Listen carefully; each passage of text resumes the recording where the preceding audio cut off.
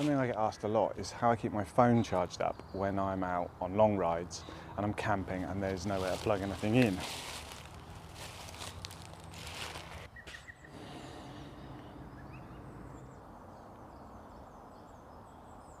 You know what?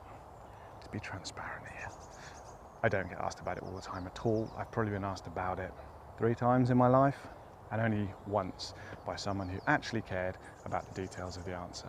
But it is a good intro for this video, so we're just going to go with it. Forgive me.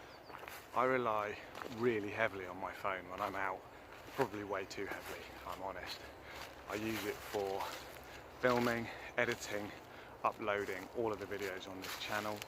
I use it for taking pictures, for putting stuff up to Instagram. I have Strava running in the background, and on top of all that, I'll have all the maps for my ride cached on it as well. So, as you can probably imagine, I have a pretty high demand for power. And the solution to this issue is, of course, a dynamo. When you start looking into dynamos, you see they come in 2 types basically. You've got your bottle type, which just clip onto the frame, and they use a friction connection with the wall of the tyre. They're really cheap, they're really easy to install, they're good for powering a few lights, but they're not necessarily the most efficient. So if you're looking for a bit more performance, then you're probably better off going for a hub dynamo. They are more expensive, though not necessarily bank-breakingly so, and they are a bit more of a faff to install because you have to have the wheel rebuilt around them. But once they're in, and you can just forget about them.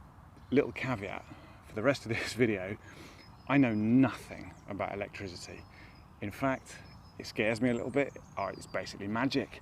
So any numbers that I might throw out there are either primary school obvious, or they're taken straight from FAQs and user manuals online and stuff.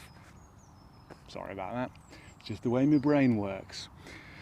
That said, let me introduce you to the Schmidt Sun 28 hub dynamo. There really isn't that much to say about it.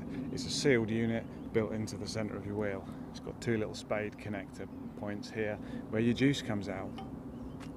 I've had this on for nearly 10 years now. It's done thousands and thousands of miles. It's been out in the rain, in the snow, in the blazing sun. It's been completely submerged going through rivers. It's been involved in a few crashes. It's basically indestructible as far as I know. I've never had to think about it since it was installed. It's rated for, and remember what I said about numbers, 6 volts, 3 watts. And I believe on a 26-inch wheel hits peak efficiency about 10 miles an hour, I think. It's very low drag. It's not that much different to running a normal hub based on tests I've seen reported online. It's great. So that's step 1 in the process.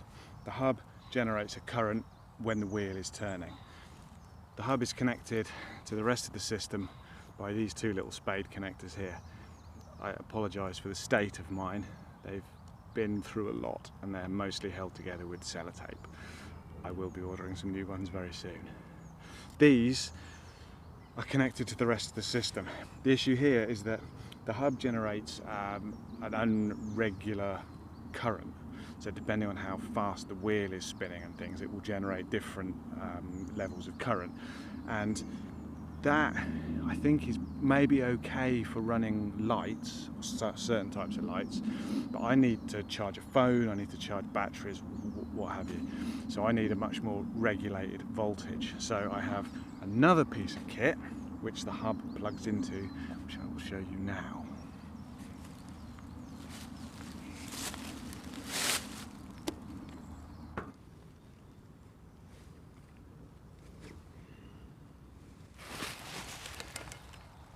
This is a Bush & Muller E-Work, and all this does is it takes the unregulated voltage from the hub up here, it settles it down, sets it to one level and outputs it through here.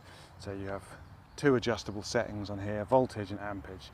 So you could set volts up to 12.6 and amps up to 1.4, and this just means it will maintain that level of current on the output, so you won't blow up your phone or, you know, set anything on fire. This, like the hub, it's a sealed unit. I had one of these, I ran it for 8 years, I think, before it finally gave up. So this is my second one, but they're really simple to use. Set them up, attach them, weatherproof, shockproof, they're great. I think Bush and Muller now also do a USB work, which is the same deal, except it takes the current from the hub and just regulates it down to your standard USB output. So you just plug things in the same as you would into a laptop or a USB charger. They're slightly cheaper, and if you don't need all the adjustability, then that's fine. I only went with this one because I kind of had it in my head that maybe I could adjust it up to a voltage which might work with the fast charging on my Samsung phone, but I don't know. As I said, don't understand electricity. It's pretty much magic. If anyone can comment on that, please do, because I'd be very interested to know. So that's the setup, really.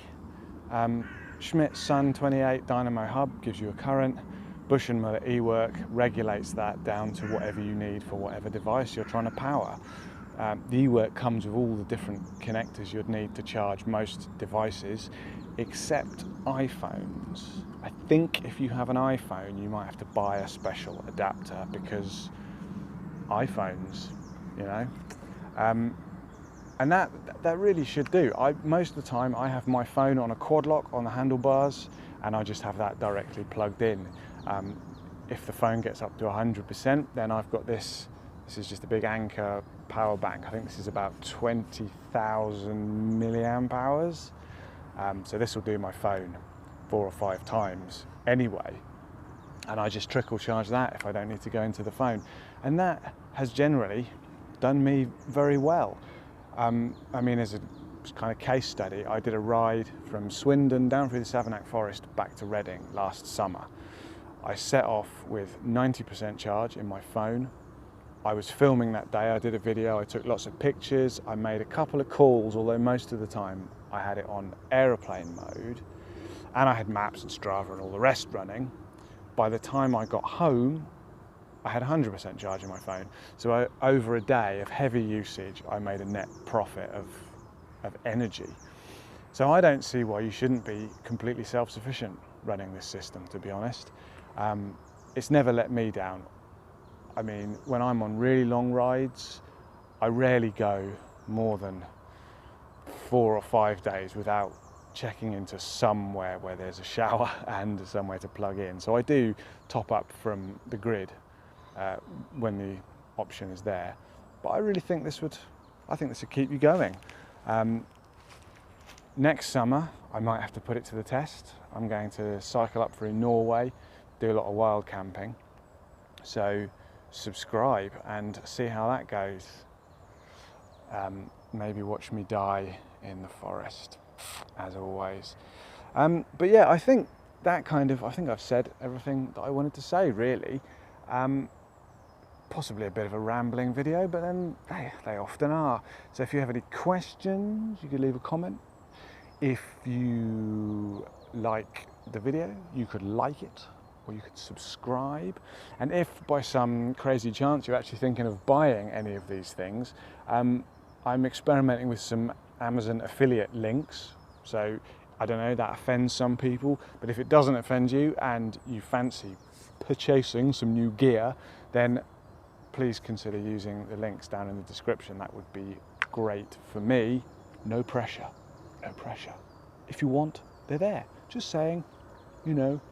Other than that, I'm going to try and do a couple more videos over the coming weeks. So yeah, I'm just burbling now. Bye.